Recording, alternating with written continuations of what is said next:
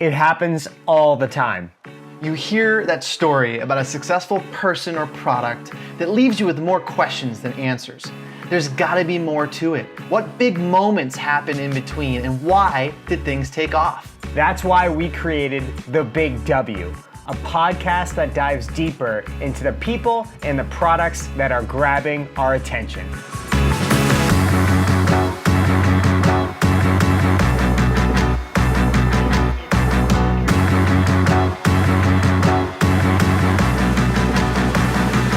Episode 3 of The Big W. Maddie and I are thrilled to bring our good friend Tamsen Webster on the show. Tamsen, she blows our mind every time we talk to her.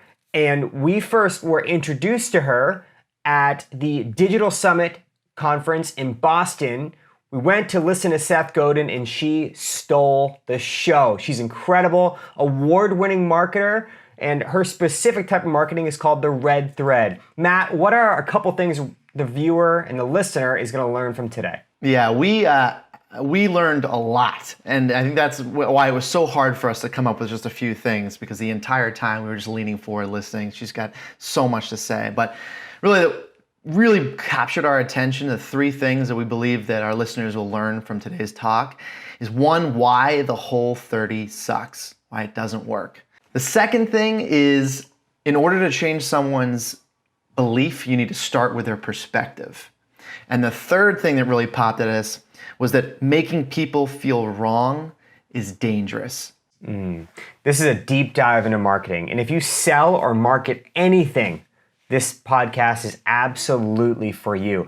I gotta tell you, you should sign up for Tamsen's newsletter after this podcast. If you thought the podcast was good, now she details it out. She gives away tons of valuable information for free. The amount of newsletters that fall into my junk category and fall into your junk mail, Matt, are in the trillions, it feels like. This is one that I subscribe to and make sure it goes into my actual inbox. I read it every time. It's amazing.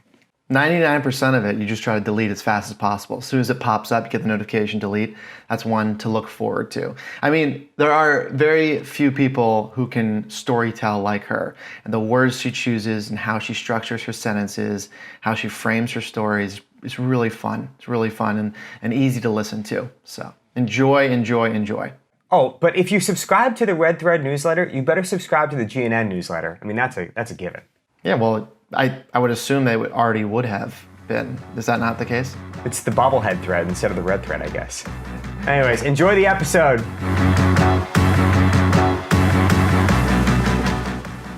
Really important stuff that we want to dive into, because what you do professionally is extremely interesting and I think very much needed, especially in today's world of tons of division with perspectives that really aren't shared at all. There's a lot of ignorance, there's a lot of willful blindness, and we want to dive into a lot of that. But all right, I'm game. Zach pointed out earlier that the interesting tidbit is that you know how to score a baseball game, and that personally interests me more than almost anything. So I'd love to hear a little bit more about that, the context behind that, if you don't mind. Absolutely. So in high school, I was much more of an arts kid than anything else. And yet we had an athletic requirement, but the athletic requirement could be satisfied by being what was known as the manager of a team. And which meant that, I don't know, you're basically the lackey. I don't know. I'll get water out there, whatever. So I ended up being the manager for the varsity boys baseball team, which meant that I was the scorekeeper. Also, I did also supply them with water. I would make them caramel brownies before games. We had a winning record. I'm sure it was the brownies. But yeah, I learned how to score a baseball game during that. And it continues to be my favorite way to kind of really stay engaged with the game. And, I can 3-6-3 double play with the best of them. I love that. So when you go to a game, if you go to a game at Fenway, are you scoring that game? 100% scoring that game. Yeah. I love to watch a game and score it. It's just, it's a fun way to remember it. It's just a great way to stay, like I said, stay engaged in the game, kind of watch it. And there was a really good book. Actually, Jerry Remy published a great book called Watching Baseball. And it really was this wonderful way, like in conjunction with knowing how to score a baseball game, to really pay attention to you start to learn what happens on the field. You start to see when they shift. You start to see when they, okay, what are some of those patterns that work well? What are the ones that aren't working well? What are some of the, some of the most common outs? You're like, oh, well, shortstop not doing well today. Because, it's a lot of, oh, well, it was meant to go that direction. It's just very interesting. I was not the one that did the stats on everything. That stats were never I just loved kind of capturing what happened in the game. And I still love doing that. So if I go now, yeah, absolutely. I'm getting the program and marking it up. I think there was a book called The Game Within the Game or something like that. And it spoke to that. It, talked a lot about people that are going, especially Fenway, because Fenway is an attraction for a lot of non-baseball fans.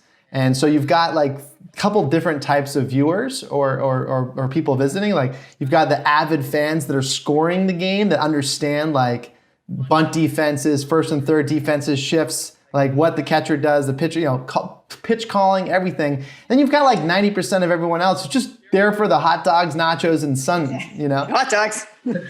Yeah, I'll take that. So on that end, like what interests me about that part is, when you go to someone, how you listen, as you're an active listener, are you a note taker on your phone and you're just taking notes, or are you like a pen and pad? Or does that follow the baseball routine, or how does that work? It does. Like I think I never associated it with, but I'm definitely a pad of paper and mechanical pencil kind of person. And that 100%. Like this pad of paper is usually within reach, like next to me, the one I'm showing you. It's kind of like a steno pad size.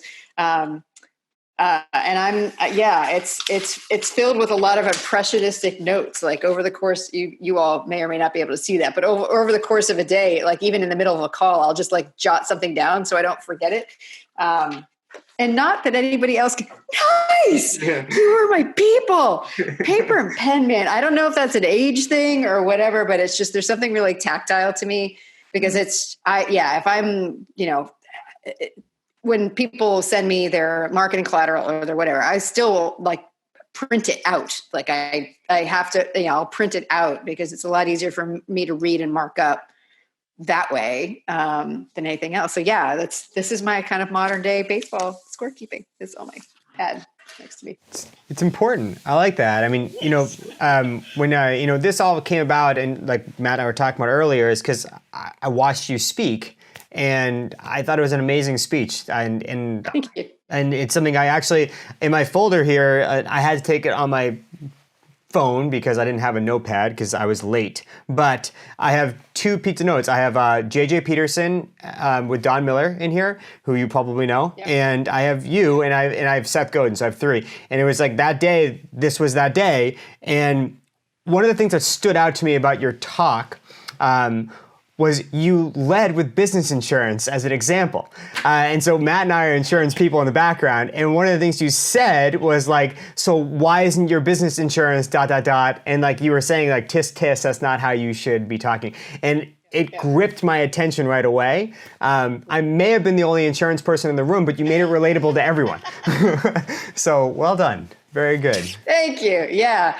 Well, and that was me playing one of my favorite games from back in the day where we could travel. Is that a lot of times what I'll do when I'm traveling is I'll grab, business magazines like Fortune or, Harvard Business Review or whatever, not just for the articles, but for the ads, because the ads are actually a great way, particularly for B2B, to get a hint at their messaging. Because you don't typically, particularly with B2B, and I have a lot of B2B clients, you often don't get to see their messaging because they're not trying to get in front of like quote unquote normal people. You really only see their messaging through ads in industry or business publications. So I do a version of the video series I do called like What's Missing from This Message, but it started as my game with like, with business magazines. And I just came across that one ad and I was just like, aren't they little scoldy people? Like, yeah, it's something like, your business is unique as a barcode or fingerprint. So why isn't your business insurance? And I'm just like, yeah. Well, I mean, and I think at that point of the talk too, I have set up the fact that the approach that we often take in marketing and sales messaging, whenever we're trying to persuade, oftentimes is one that's based on what in something that works, but it doesn't actually work the way that we think it does. And the thing that works is leveraging pain, right? Leveraging a gap between where somebody is right now and where you want them to be. And so a lot of business messaging uses like, well, should, or why isn't, or you don't have this, why not, or your competitors are doing X or Y. And it does drive short-term action. So it does work. That explains why we do it, but it doesn't drive sustained action. And so at that point in the talk, I've at least set that piece up. And so even though it was a business insurance example, I think by the time that I use it, people are like, oh yeah, I've definitely seen things where people are like, what the heck? Yeah. So yeah. Well, I'm glad that it resonated with you, business insurance folks. Yeah, it did. You use obviously you're very careful with the words you use because the words really matter, and how you frame a sentence is extremely important, not just the choice of the words, but the choice of the structure. I love that you use the words, see the world, or, change the way you see the world opposed to change your opinion, because I think that also could be words you use. You could say like, I help people frame the way they present themselves to change other people's opinion. Love to kind of hear, how you found yourself running towards those words of change the way someone sees the world. Yeah. Really, so one of the things that I've done, so I've been, my daytime job for 25 years now has been some form of brand or message strategy. So that has kept me gainfully employed for a very long time, inside organizations, outside, like in agencies, for-profits, nonprofits, all sorts of stuff. For 13 years of that overlaying in like evenings, weekends, quote unquote free time. I was also a Weight Watchers leader. Mentioned that in that talk. But a lot of that idea of, that persuasion is actually about changing people's perspectives, not their beliefs, started there. And it comes from this realization, both from my official, training as a marketer, because I'm one of those rare folks that actually did go to school for marketing. I have undergraduate degrees in marketing, and I have I have an MBA in organizational behavior. So communications, that was my focus there. But that's the theory, and then the practice, the most sticky practice of that was actually in these Weight Watcher meetings, where my job was to present information and help people make a change that they, at one level they absolutely wanted to make, but the very cellular wiring of their bodies and their brains did not. And so this to me is the challenge of a marketer, or a persuader of any ilk, writ large, but at this absolutely micro individual scale. And the realization that I had was that a lot of these things that are supposed to theoretically work to change people's minds or whatever, again, might make it work for a week or two, but it isn't actually what they would continue to do. Because we are, as humans, not designed to change.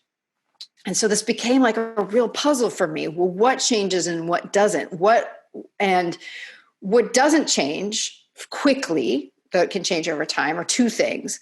One, what people want. Like what drives you, what motivates you, the things that you're trying to achieve, those don't change really quickly. They can sometimes, but by and large, the things that you want, you don't readily unwant.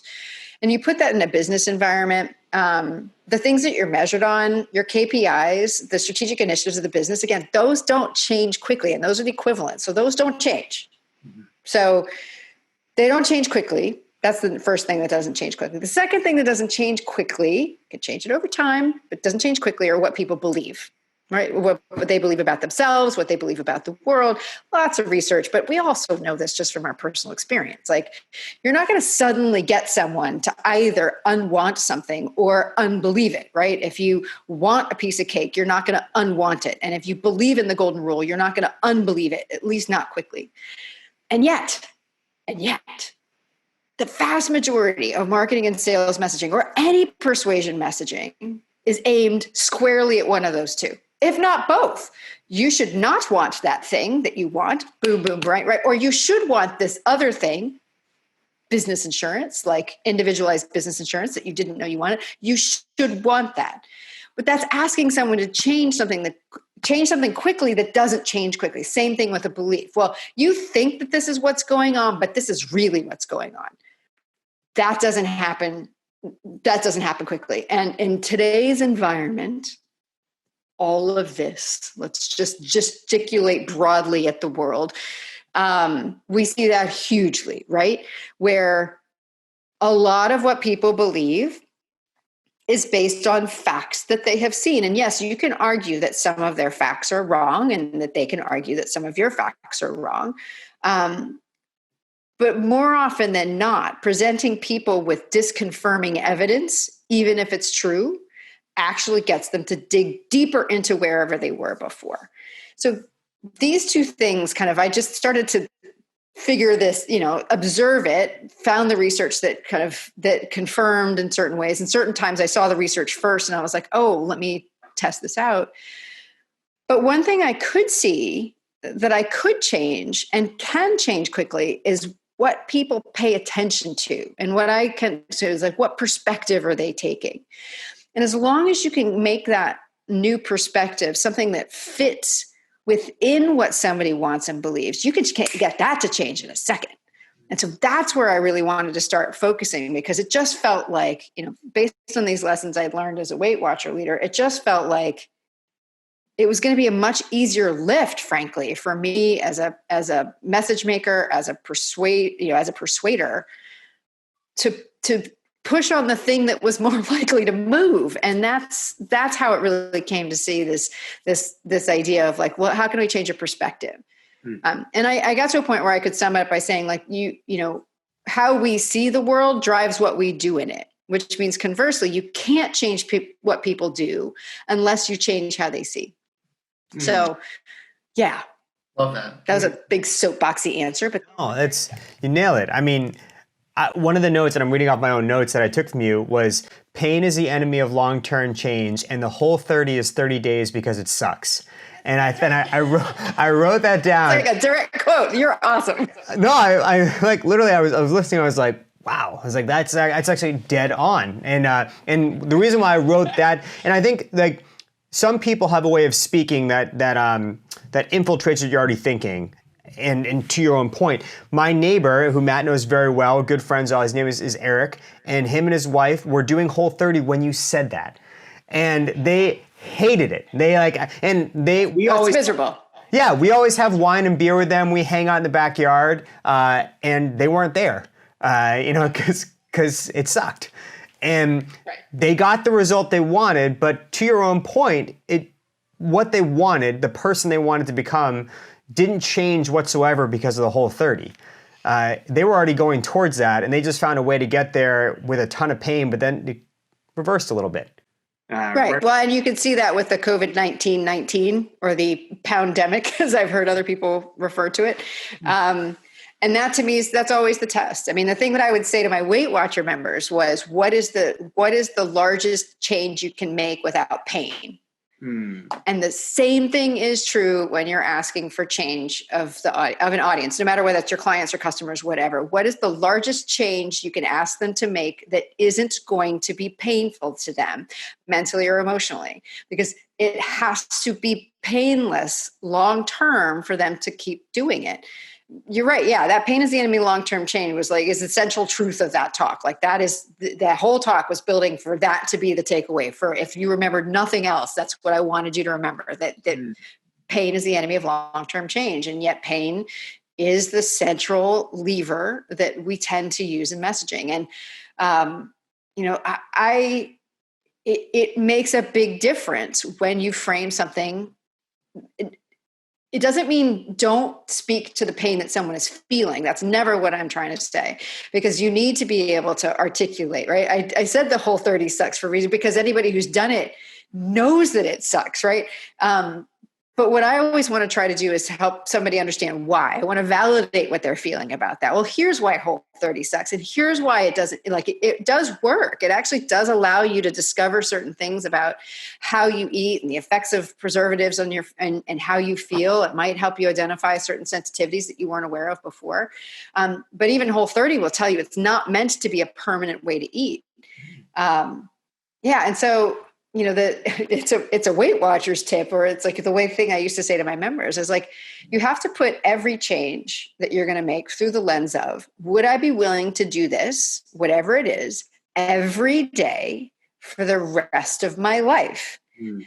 And if you're not willing to say yes to that, then this is not going to be a long-term change for you. It just isn't, right? So, and yet I think we try to do that, when we're talking with our clients and customers. I think a lot of times we're just asking them to make changes that are big, that they're the change that we want them to make, but it's not the change that they're in a position to make. It doesn't mean that they're not capable of making it. But most of the time, as I said, we're just asking them to change something so foundational to how they see the world, what they want or what they believe, that it's unrealistic that they're going to change that quickly. But how someone views a situation, you can get that to change very, very quickly. So, that's my job, as not only as a consultant when I help people do this, but when I speak to help people see what it is that I do. That's what I'm trying to do. And somewhere between, 20 and 45 minutes, I want people to look differently at how they're looking at their message. I'm not asking them to want something different than from their message. I'm not even asking them to say that pain is bad for certain uses. I'm just trying to say, if you're looking for sustained change, then there's something else to pay attention to. And so it's really trying to figure out, and I say it kind of in passing in that particular talk, but what we're trying to do is build a story that people will tell themselves. That's what we're trying to do. We're trying to create their rationalization, their justification for your idea. And most of the time when we're talking about products and services, we're leading with why our justification, why we think it's right, not why they do. And so that shift, understanding that perspective, is really the first step in figuring out that switch. So that principle, I think you detailed out, you really sort of not only kind of that aha moment that occurred, but really during Weight Watchers, being there for 13 years, developed that out and really built that out as like a structure. What was the catalyst to shift away from Weight Watchers and to say, you know what, I can apply this structure, this framework, I can apply to businesses, I can apply to individuals, I can speak on this? Like, what was the main catalyst? Well, the catalyst was, at the time, like, I was still fully employed as a marketer for 13 of those years, and I stopped being a Weight Watcher leader. Let me see, how old is my youngest child? 7 years ago was like the last time I was a Weight Watcher leader. So what I was doing at the time that those two things are happening was I was kind of experimenting, like, kind of what was working here, what would work there. One of the big realizations I had was that as a marketer, full-time job, that nothing would work at the market level that didn't work at the individual level first. And so I was just trying to say, what doesn't work? Well, what doesn't work, at the individual level, is making people feel wrong, or making people feel stupid, or telling them that whatever they believe isn't right. And so I just, in the early days, it really was just much more intuitive. And while I was the marketer, both, whether it was in an organization as a CMO or when I was working in agencies, typically I was the one charged with coming up with the message. So I actually didn't have to articulate this process out loud for people. And the moment that I did have to was actually another thing I was doing in my free time for essentially free. Well, it was free for TedX. So I became the executive producer of TedX Cambridge here in Massachusetts about five and a half years ago. And there, my challenge was that it couldn't be my message. It had to be the speaker's message. It had to be like, it was their idea. And in order for them to connect with the audience, I couldn't tell them how to articulate it. And so suddenly I had this challenge. I'm like, crap. All right. In order for them, it's their idea. Okay. And in order for them to be successful, it has to be in their words. And I know what it takes for this idea to be successful. Crap. Like, what do I do? And so what I did was I tried to figure out the most efficient way to essentially reverse engineer my brain. And what I found, and it turns out that my brain isn't special, and that was good news for everybody else. It wasn't special in the sense that there's a way that everybody's brain makes sense of things. like the well-documented, I mentioned the stat in my talk that 95% of decision-making is unconscious, but actually we know a huge amount about the process of that unconscious decision-making. And a significant part of that unconscious decision-making is actually our story-making brains, that we are constantly, like the way that we make sense of things is to create cause and effect. And the things that create cause and effect are kind of characters and events and things that happen, right? Like, and why those are happening. So a good friend of mine, Ron Plouffe, says that, the three main elements of a story are roles, events, and influences. And you can actually feel your brain do this. Like a lot of people are like, what? I don't know, but so one of the things I do in one of my talks, not the one that you saw, Zach, but is that I'll put up this 8-word story from E.M. Forster, who's most famous for Howard's End and A Room with a View, for writing those novels. And his 8-word story is, the king died and then the queen died. And and your brain is like, wait, what, how, like who, why, what is the, when, and like, so I put that up so that I said, look at that's one of those rare moments where you can really force it forward and you realize that your brain is always trying to figure out all this other stuff. And so that led me to think, okay, if the brain is always trying to trying to create a story, what is the story? Like, what are the elements of that story? Because did you either of you play like Mad Libs when you were a kid, or still, because it's an awesome drinking game? Not that I would know anything about that. So that's what I wanted. Like I wanted like a Mad Lib. I wanted something that was super easy for business people, right? People who weren't storytellers, people who weren't writers or whatever. How do you build a story that works? And so, that's essentially what I did. I kind of figured out like what was the simplest I could make story structure without oversimplifying it, so that it worked. It had the effect of all of this, of the things that we were talking about, and could adapt to multiple kinds of story, because I'll try to avoid the soapbox, but a lot of stuff about storytelling, particularly in business, really, really focuses on the hero's journey, what's also known as the monomyth. So great work by Nancy Duarte and Donald Miller, that's mostly on the hero's journey. But the hero's journey, as common as it is only one type of story. So it's not the only story, right? It's not the only kind of story that exists. It's not the only one. And so if you're a business person, you are a human, you need to be able to tell multiple kinds of stories, which means you actually need something much more flexible. So that's what I was looking for. So once I was able to kind of construct this kind of simple story structure, that became the basis of all the work that I did, both with TedX and with my clients and now with my individual clients and work. Go ahead, Matt. Go ahead. All right, so I was going to say is I'll just dive in. You were obviously working at Weight Watchers, and that is a very interesting place to develop this engineering of a story in a way, because you're dealing with someone's naked body, which is their most vulnerable trait in essence. You're dealing with really who they want to become. And what I'm wondering is, if you were at 13 years at Liberty Mutual, let's just use a Boston-based company for insurance per se, do you think this all would have happened? How much of the Weight Watchers journey do you attribute to really honing this idea? Well, I think I was always curious. It sharpened everything. So even in my marketing, I was just always interested about what makes people decide to do things. Like, what is it? Like what powers influence? Where is, it's part of, I loved organizational behavior. Like I said, that's what my MBA is in. Why do people do what they do? So I think that Weight Watchers or not, I would have been extraordinarily curious about that. And it was really the TedX work that said, okay, how do I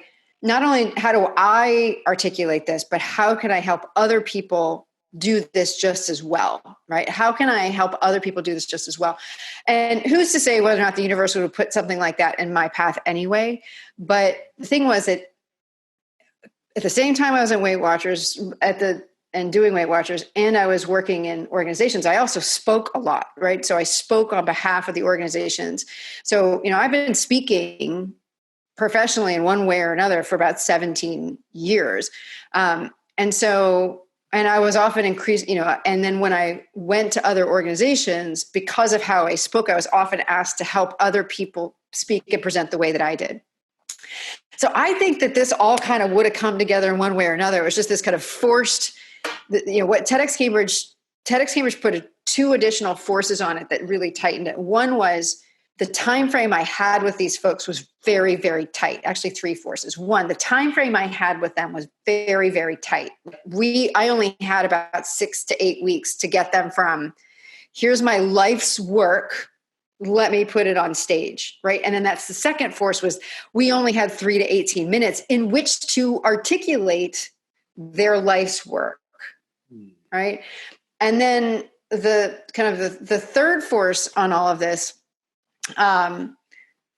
was that it had to be good enough to repeat, to spread, right? So, because that's the tenet of TED, that these are ideas worth spreading. So that it wasn't that we had to do it so it was good enough that someone who had never heard this, had not spent their life's work researching this thing, would go, I understand that, and I agree with it, and I have the language to explain to somebody else why they should go watch this too. So that was like a insta diamond pressure on all of this, to have to figure out, like, super, super fast, how do I get this kind of clarity and strength of a message as fast as humanly possible, and still maintain, the literal, figurative, tensile strength of that message. What a challenge. Oh, it was fun. Oh, it was super fun. But where it came back in marketing, I couldn't ever take my marketing brain off, because I was like, I had spent so much time, like, both, the first part of my career was in organizations where we would hire marketing companies to come in, or brand strategy companies, like, here's your message. And then they would never quite work. And then I worked for those agencies where we would come up with these awesome brand strategies, and we'd bring them to the companies, and they were brilliant and they were right, and they would never quite work. And that was kind of where I was like, okay, whatever we do, like, it has to be something that works. It has to be, you can't just work for a 3 to 18 minute talk. This needs to be something, when someone says, what's your idea? They can tell you in 30 seconds. It needs to be a tweet, but it needs to capture the whole idea. But, like, it also needs to be accurate, like in the case of the TEDx speakers, for their whole career. And then as I started to apply those lessons, so that kind of TEDx became my new lab, because then I took those lessons and started to apply them back into my marketing and branding work and messaging work. That's where I started to say,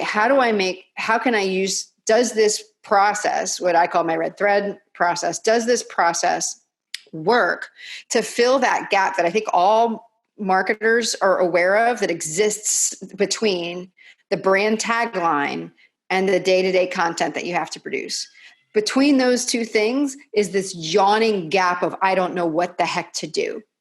How do I, like, you spend $500,000 on a brand tagline, that's okay, fine, but you can't repeat a tagline in, like, 6 social media posts a day, and white papers that come out every week, and in your sales messaging that are happening, because your salespeople need a deeper source of conversation. So how do we fill that gap? How do we bridge those two things? And so that's kind of so the Weight Watchers kind of started all this thinking. The TEDx kind of sharpened it into a process. And then I was able to start testing that back into business, just to, knowing what I did and all the years that I spent, being the person doing it, to just be like, this has to work. This has to be something that supports the actual day-to-day work of a business. Well, it sounds like it seems like TEDx really forced you to transition and evolve into more of the educator of the marketing message, not just the one who could come up with it yourself. And I love that more, actually. It's like so much fun, because one of the main reasons why it never works when you hire other people is because it doesn't ever feel like yours. And so like the process that I use with my clients, and I tested originally with the TEDx Cambridge speakers, essentially, I describe it as a process of co-creation. Like I lay out that mad lib of the story. I'm like, this is the story we have to fill. You fill in the blanks. And it's a back and forth process where I say, okay, if we're trying to fill in this first blank, for instance, and the first blank is, something that your audience wants. Like that's when a story starts. The action of a story starts once we establish what is it the main character wants. Once we know that main character is in pursuit of something, whether it's the answer to Leia's question, or it's, he wants to go to Hogwarts, or it's they want to, find somewhere over the rainbow. Once we know that, like, that's when we're engaged and that's when we're curious. And so the work that I do with clients is, just using that as an example, I start by asking, well, not only the very first thing we do is like, who are these people and who are you talking to? But then I'm asking questions like, what question are they asking right now that your product or service or this particular message is the answer for? And I'll take what they say and then I'll kind of repeat it back to them and kind of condense it. So that's the only like marketing that I'm doing, is kind of taking what something is a little fuzzy, crisping it up while I'm hearing it, feeding it back and saying, okay, so I heard you phrase it this way, and I heard you phrase it this way. So which of those two is right? Or is there some other third way? Right. And so eventually, by the time we fill in all those blanks, the language is theirs, right? It's been sharpened by the work together, but by the time we're done, like the message they get is theirs, and they're like, yes, this is mine. And they, they'll, a lot of times they're like, that sounds so good. And I'm like, and you said it. And I think that's just super powerful. Well, yeah, you become, if you were the answer, they're not going to own it long term. If you're the facilitator that's giving them the framework, they create it, you tweak back and forth, they're going to leave that meeting feeling like they did a majority of the work, which in essence you want them to feel, because they're going to own it long term. That's right. Yeah. From our experience, just going really to the product and service and like insurance, right? Something that's kind of out there, bizarre, opaque, difficult to understand. It's not material. Versus like a car that makes someone excited, sunglasses that make people feel important or cool, a nice house, whatever, feeling accomplished. Have you found that there are certain services or products that are easier to use this framework with than others? Well, obviously, I mean, it's like if you've got, yes, I mean, there's obviously ones that are easier just simply because the need is more present and urgent, and the answer is sharper and clearer and more concrete, right? Like that's the easy stuff. Those are not generally the people who need somebody like me. So, the huge amount of my work are with commodity products that have trouble differentiating, products like insurance, where you're selling something that somebody doesn't need right now. They don't perceive that they need it right now.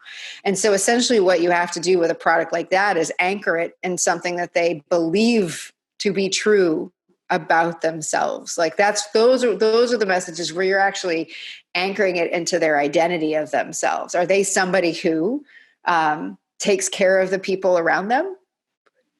Oh, if you can frame that up in that way, and then you're like, well, and if you can set up the case that insurance is like one of the ways they can do that, it kind of gets a little hard for them to go like, oh, well, I don't, because you've anchored it again on something they already believe. So you're not trying to get them to believe. People don't believe something bad is going to happen to them. Most people don't, right? Like some people do, they're wired that way, but the vast, it's called the optimism bias. Sally Sharrett, one of my TEDx Cambridge speakers, but people are wired to believe that the bad things won't happen to them. So you really can't use that one much, right? Like you can't, like that's a great example of the fact that pain might get someone to, pain is why they sign up once everything starts going to hell, right? They're like, or something bad happened, and then they buy the insurance for the next time. When you're trying to get someone to proactively buy insurance, that's when you have to kind of anchor onto something that is present and accounted for now. But those are the things that I love. And that is, I know like my own process obviously is like my hammer for everything, but part of the reason I believe in it so strongly is that because the ideas that it had to get tested on were some of these extraordinarily difficult to grasp things. Like one of my first TEDx speakers, his idea was that consciousness is math, like that we just haven't figured out that kind of math yet. And I'm like, what? Right. So if I can get someone to kind of like walk out of a room, like, and to be thinking about, isn't that interesting? Like there's actually no reason why it isn't math. Like sometimes that's as far as you can move people. And I think, it's not something that I've talked about. It's definitely something I talk about with my clients. It's definitely something I talk about a lot in like my newsletter and stuff. But, when we're thinking about a message, one of the most important things you have to consider is, given the time you have with them, how far can you actually move them? Like how far mentally can you move someone in the time that you have? So you're not going to take somebody who has no awareness of a deeper problem and therefore no awareness of your solution to that problem and get them to sign on the line that is dotted in the space of a 30-second spot. You're not going to do it. You're not. All you can do is open their mind to,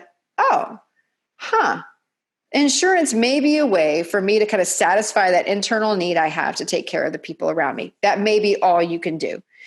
And then your job, like the job of the marketing department, the job of the content creators, is to make sure that there's a lot of messaging kind of, it's supporting the next flow of that. I use a baseball metaphor for this, which is like, if home base is where you want people to be, like, right? That's them signing up with your product or service, no matter how esoteric or non-urgent it might seem to them at the time. That's where you want them to be.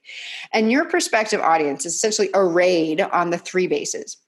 And you as a founder or as a business person or as a marketer or whatever, your job as the coach, and your job is to move that audience, is to move them home, right? Is to get them to move along the bases. But the people at first base have, it's like baseball. The chances, like the further they are from home, the lower the chances are that they're going to get there, right?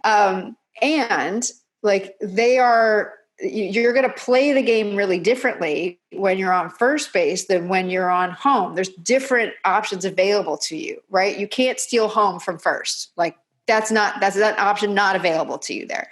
And so the same thing is true for a message maker. Like you can't expect someone to steal home from first. You're not going to get them if they're sitting on first base going, I'm not even thinking about insurance.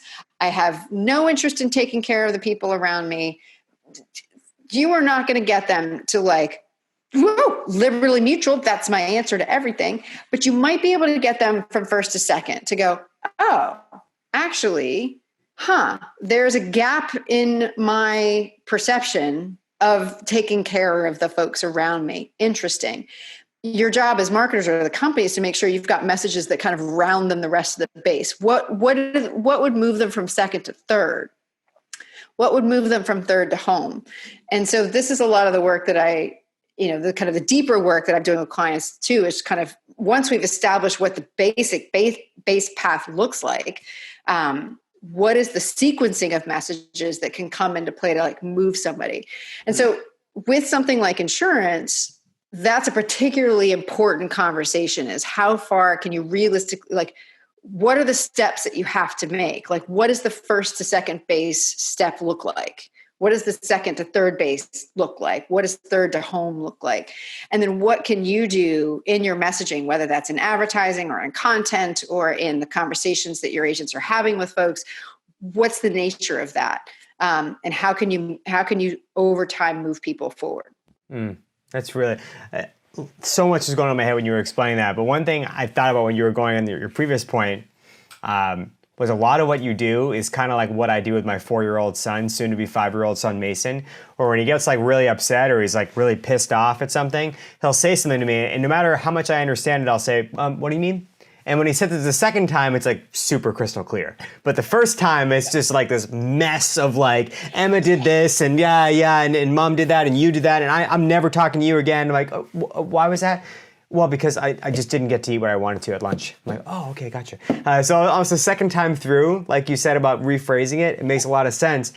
But also something that's in my head as well as you're speaking is, this is a very crystal clear formula that you go through that involves a lot of listening and letting somebody come up with their own answers, but adding your spin to it and making it digestible for their audience.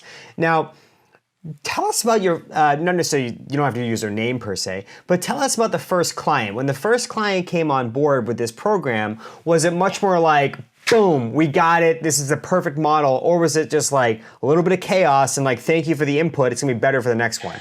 Like, what was that like? I had the initial elements early.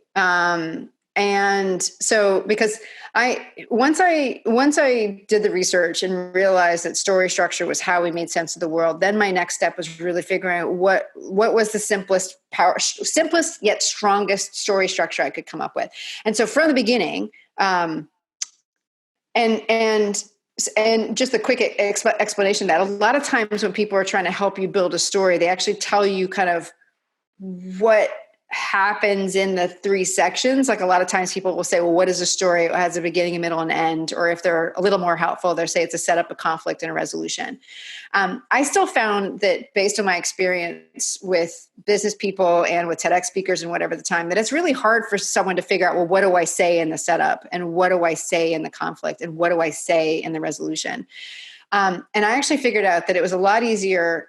Right. So, because you're essentially saying, draw a picture, but I'm not going to give you any constraints.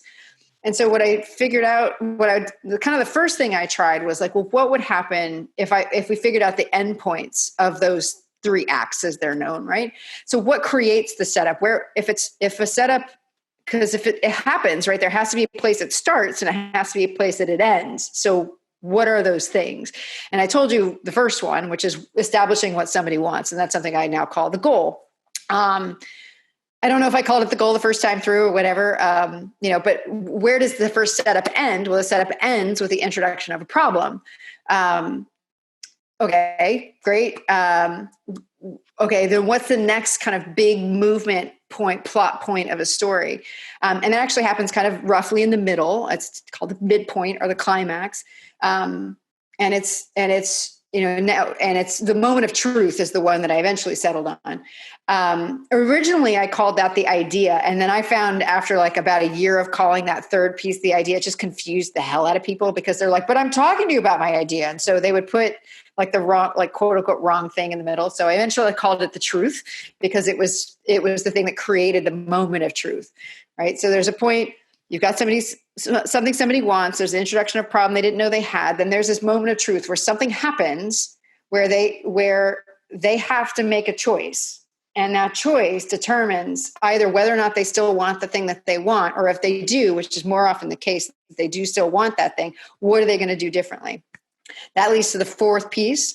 So so the choice isn't important. It's the change. Like what is the thing? So if I want this, and this is the real problem I'm suffering, and this created a moment of truth for me, what change do I need to make? So goal, problem, truth, change. And then the fifth thing is what are the actions that make that change concrete? Because you can't just decide to do a thing and tell somebody, well, here's the answer. You actually have to make it, you can't just say, well, I'm going to go rescue the princess. You have to go get the princess. So how do you do that? And that actually brings people, and so where does the whole story end? The story ends with a check on whether or not you got the goal. So really there's just 5, right? Because it comes back to, it's, you figure it out linearly and then you wrap it up. So I had those 5 pieces pretty much from the beginning. They were called different things. Like I said, what I now call the truth, I originally called the idea. I've gotten much, much sharper on how to define the problem. The problem now is something I call a problem of perspective. It's very clear to me now it needs to be a problem that people didn't know was there before. Consistent with the talk that you saw, Zach, it needs to be something that doesn't make people feel stupid. It has to reaffirm that they're smart, capable, and good. And the best way I have to describe that problem of perspective now is something I actually even only came up with in the last 6 months. So, I'm in the midst of writing a book on all this, and I'm glad I didn't write it like 2 years ago when I first said I would. Because my best explanation of this problem of perspective now is actually this is an optical illusion that's known as the rabbit duck illusion that I refer to as the duck bunny. So doesn't take much. It's been around since like the late 1800s. Basically, it's a drawing. It's easy to find where using the same set of lines, you can either see a rabbit or a duck. And this to me is the best way to explain to someone what the problem of perspective is that your clients are looking at this information out there and they're seeing a duck. I use duck because my non-scientific experiment is that most people see a duck first. And they're seeing a duck.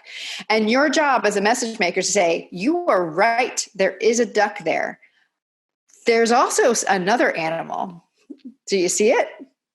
And that is the problem of perspective. And so what you're trying to do there is really try to frame that just to say, I know you see a duck. There's another way to look at this exact same set of information that doesn't make you wrong. But once you see that other perspective, that's the one I want you to hold on to. So in the beginning, I've gotten a lot sharper on that. I didn't have a name for it in the beginning, which drove my marketing brain nuts because I knew that goal, problem, truth, change, action didn't exactly flip off the tongue. But then I kind of realized that there was a concept that for a couple different reasons was exactly right. And it was an expression that kind of Nordic German cultures use, which is the red thread. And what they mean by that is what's the theme? What's the through line? What is the thing that makes things make sense? And I was like, well, actually, that's what I'm finding here is this process of goal, problem, truth, change, action is actually a process to find that connection between a question your client or customer has and your product or service is the answer. It is the connection between those two. So, that's kind of been the evolution of it. And it's taken a lot of poking and prodding, and it's been fun to use it with so many different folks. I mean, it's, from everything from, professional speakers who are using it just to, to talk about things like fear to, my TEDx speakers who, I have another speaker about consciousness, but this time panpsychism, but that for me, I do a lot of work with founders as well. So particularly technical folks. So, the kind of equivalent of difficult messages like insurance is super technical messages. So, I have a client who is working on a molecular target for treating ALS and Alzheimer's. And she's trying to explain in, 90 seconds or less, why her approach to solving these diseases has a higher level of success than other approaches. Right. So, but it's when I can get a researcher like that to validate it, then that's how I know, that's part of the reason why I believe so strongly in it is because, I haven't yet, and I'm sure there will be one someday, but I haven't yet found an idea that can't be explained this way. Tamsen, all of that extremely interesting. The moment when you're talking about letting people know that they're right before trying to move on, just light switches all over the place. It's so true. And I'm just thinking recently, with everyone talking about the two sides of COVID and do you stay in versus, people wanting to go out and open the economy. For so long, it was either one or the other. And, we have a friend who's 3 or 4 weeks ago came out and publicly said, you're right. If you feel this way, you're right. There's no reason to think otherwise. But these people are right too. And here's why. And it just brings down the barrier and it lets everyone save their ego and save face. Yep. Right. And so it opens up their mind. Right? That's their. Did you realize this one piece, this component a long, long time ago? Was this part of your general marketing education when you were younger? Or was this a learned thing later on in your career? So a learned thing, learned by fire in Weight Watchers, right? Because you can't, it's just because that's, as Zach was saying earlier, or maybe you were saying it earlier, this is so weight, somebody's weight and health is so wrapped up in their identity and how they see themselves and when they've come to a place like Weight Watchers, they have often failed a lot at that. And it doesn't take I mean, I don't think you have to be any kind of special human to understand that the last thing you want to do in that situation is to add to someone's feelings of failure. And so, it wasn't conscious, but it was always an approach of mine that I was never going to add to their feelings of failure. And it just turns out that, hey, that happens to work a heck of a lot better long term, to keep finding ways to reframe something so that it's out of being a failure or out of being wrong. But it really, really crystallized, actually. It's the whole reason why I developed the talk that Zach saw, was that I just, I kept, the more I was using this red thread process with folks, and the more that I was, seeing what worked and what didn't, the more I realized that it was like, I kept, like, I knew it worked, because I could see that it worked. And I was just like, why is it working? Like, why is it working when something else doesn't? And that's why I really started to pick apart these things that we were talking about earlier about, well, it works because I'm actually not asking people to fundamentally change what they want or believe. And the more that I kind of looked into that, the more that I found other pieces of, psychology and human wiring and, behavioral economics and neuroeconomics that explained a lot of this. Because there's even, basic principles of persuasion, right? So reciprocity, so great work by Dr. Robert Cialdini on a lot of this.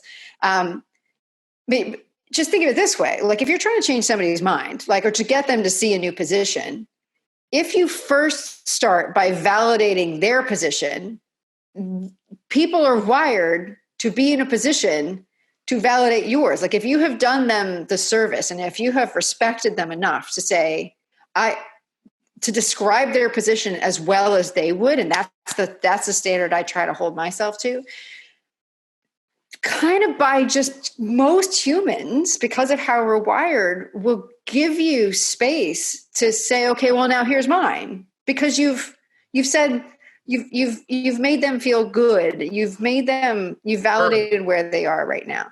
Yeah. And, that's a concept in addition to reciprocity. It's called radical empathy. That's actually not a woo-woo thing. It's not kind of like, but it's actually a technique called radical empathy, where you are, I found later that this was the name for what I was doing intuitively, was you are describing your kind of opponent position, as well or better as they could.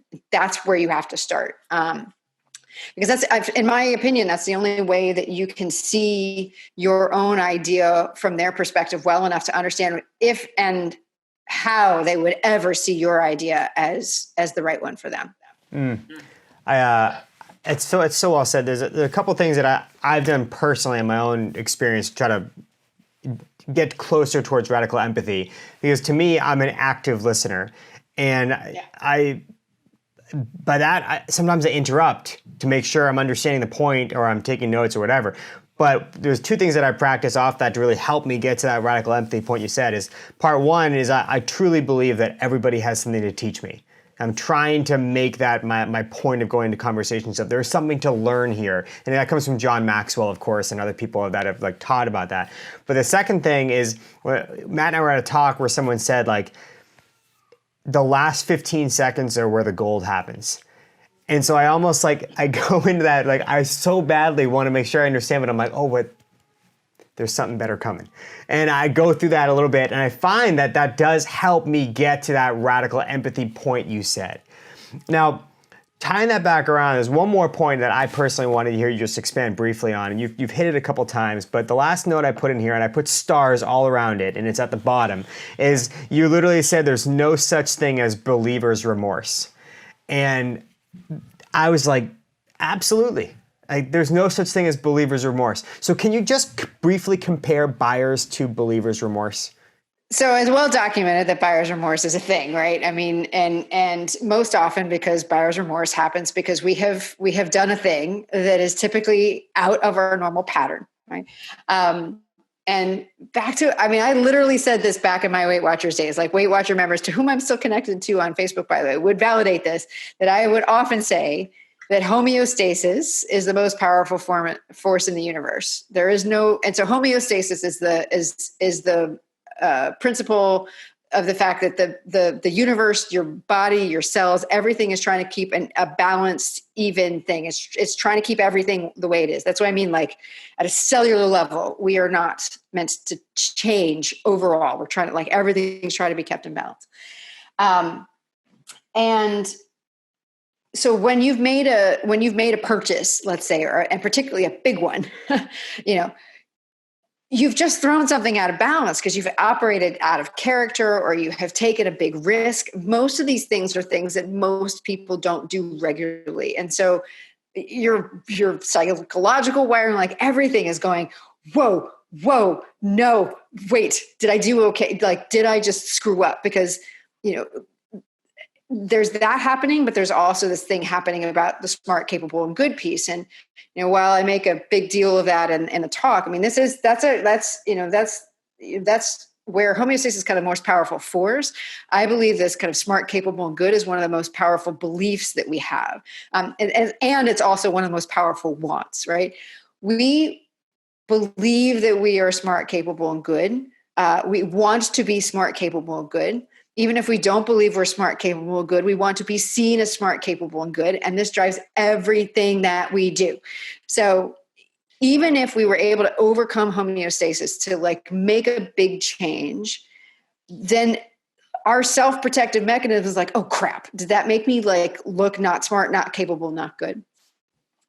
And so, this whole process of resolving that is something well known. It's called cognitive dissonance. And our brains are constantly in a state of trying to achieve cognitive consonance. In other words, like making these stories that we tell ourselves match up and make sense and retell and actually rejigger the facts that we remember so that we are smart and capable and good. There's actually a new study that just came out that said that selfish people don't remember themselves being selfish, so they like themselves more. It's amazing. Wait, say that again? Yeah, selfish people just simply actually don't remember their selfish behaviors, and so they can like themselves more. Like I live for studies like this, and I'm like, oh my God, I love this. So what will happen because of this cognitive consonance is no matter what you do, right, your brain will rejigger the story to make you right at the end of it. Right. So even if you made a horrible mistake, there's going to be something like you'll probably blame it on somebody else that will make you right. It is so well documented as part of how memory works as well, because memories aren't static. Like we re-encode memories we kind of pull them out, and every time we pull them out, we like replay them and we put them back. And so what happens is over time, our brains, every time we pull them back out, we kind of pull them back out to suit this smart, capable, good story. So that's a lot of setup to say, if you believed that you were right at the time, you will never, and if you can get that story to check in your head, you will never regret something that you believed was right. You won't. I mean, you can think of everything, like even stupid stuff that you did in your back. You're like, well, at the time I thought it was brilliant. You can look at it back, but like, you're not like, if you believed, and in fact, if you still believe that you made that right decision, you will never actually truly regret it. And so that to me that's where the power of kind of flipping from pain-based messages to kind of perspective-based messages is that you have this ability to engage kind of believer's belief, right? You have this ability to operate within the story that they're already trying to tell. And there is no stronger story than that. I love that. And you're so right. That's why we seek justification for the decisions we make in the moment we make them, so we protect ourselves in the future if we are wrong. Correct. That's why RFPs exist. Like that's why, like I do a lot of work with B2B companies, and I when I speak to them, I say, there are certain questions that everybody gets all the time, right? And like what is it that you do, whatever. They're, the kind of hidden language of that is, why should I care? But whenever there's a proposal-based businesses, it's basically, why shouldn't I say no to you? Like, why shouldn't I fire you? Why shouldn't I exclude you? Why shouldn't I eliminate you in this process? Because they don't actually want to do something different. I think the stat, and I think it was in the talk that you saw, that 30% of B2B decisions end in no decision, meaning they don't do anything different. They stuck with the status quo. 20% of the time they're going with your competitor, or it's 20% they don't do anything, 30% they go with your competitor. I forget. It's been a while since I've given that talk. But that's still a lot, right? Like where somebody just doesn't do anything. And so that to me is just so interesting. It's like, how do you change that? How do you get someone to move from a position of no to a position of yes? And, the basic concept about underneath everything we've been talking about today is to start with what they're already saying yes to. And then you don't have to work so hard. And it's much more likely that it's going to stick because it's going to feel, you're going to end up coming with something that feels even more like them than what they're doing right now. And that's when you've won, is when you've actually helped them fulfill their vision for themselves more fully. But as we've talked about, you have to do that without triggering the belief that they weren't doing a good job first. I love it. It's a ton of anchoring here, a ton of listening. You can't do what you do unless you incredibly understand your value, unless you incredibly understand why you matter and what you're trying to do with your product. And then 99% of the rest sounds like listening. And sounds like anchoring other people's already established emotions as opposed to just changing them just because you exist. Yeah.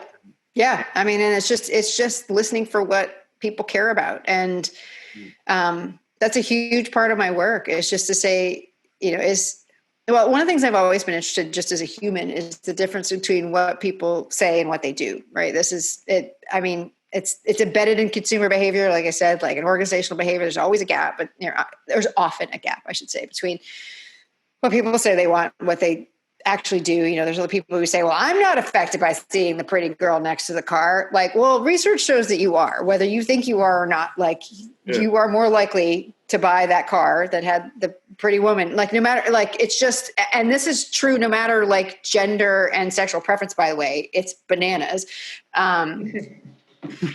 But I've always been interested in that, right? Because again, back to Weight Watchers. Sorry, I'm a broken record on this. It's like what people do. And this is true for a company as well. This is where like these things, I would always see the lessons I saw one place always repeated someplace else, which is what somebody did over and over again at Weight Watchers was a greater indicator of where their true values and beliefs and identities lay than what they said. Like, you can say you want to do something all day long, but what you do is actually the deeper revelation. And it doesn't mean that either is wrong. It just means there's a gap. And the more that you're aware that there's a gap, the more that you're able to close it. Same thing is true. I see this over and again with companies, right? And like, we don't mind a company that is at least, even if they're a crappy company, as long as they're consistent with what they say. Like, you can be shady as heck and operate that as long as you own it, right? We have a problem when, like, say, like United Airlines is United Airlines, and then they say, fly the friendly skies. Like, well, their behavior over and over again is to deliver maximum value to their shareholders. Like, that's actually what their tagline should be. We deliver maximum value to our shareholders. Because that's what they're doing, right? So even with their recent, like, even from like dragging the guy off the plane to like, we're not using middle seats unless we can fill them and deliver maximum value to our shareholders. As long as you understand that's actually what they're about, like, nothing that United will do will ever bother you. Like, but as long as you're like, but they say, so this is really what it comes down to. It's just like, that's what I'm listening for. And that's what I observe when I'm kind of out there, is like, where's the gap? Because your actions as a company, as a human, arise from your worldview. They do. How you see it drives what you do. So United is focused on maximizing shareholder value. Everything they do, everything can be explained through that lens. And so that's one of the things I'm always trying to do is like, if you say this, do your actions support it? Or if you do these things, what is it actually driving? And so, the kind of the real secret of, of the red thread, and that's not a secret at all. I'm very open about this. What it really is a way to reveal how you see the world. It's a way to reveal your universal story, the narrative that you or your company is constantly fulfilling. And to me, that's more powerful than any brand. That's more powerful than any purpose or passion in your life. Your ability to understand what questions you are drawn to solve, your ability to understand kind of the gaps in perception that you are always drawn to, your ability to understand what your kind of foundational values and motivators are, for you to understand what your common approaches are and where they come from. That is more powerful than anything else, because that allows you to operate from a position of congruency and integrity that exceeds any kind of forced authenticity or forced brand language. And by the way, is so much more useful long-term, because you can adapt. You can adapt it. Favorite quote, I've been using it a lot. One of my favorite quotes, I should say, is by Agatha Christie. I love mystery novels. I love puzzles of all kinds. But she wrote that words are only the outer clothing of ideas. Mm. And I just think no truer words are ever spoken. You can't really put your hands on idea. When you sell insurance, like that you only have words, right? Like there's not a thing, like there's the result of the thing, but there's not a thing. And words are the only way that we have to get an idea out there. Even if it gets turned to a product, we had to have at some point described it to somebody, and somebody has to use words to sell it to somebody. And we have to, and so we have these, over and over again, we have to come back down to words, these terrible proxies for these gorgeous, big, beautiful ideas.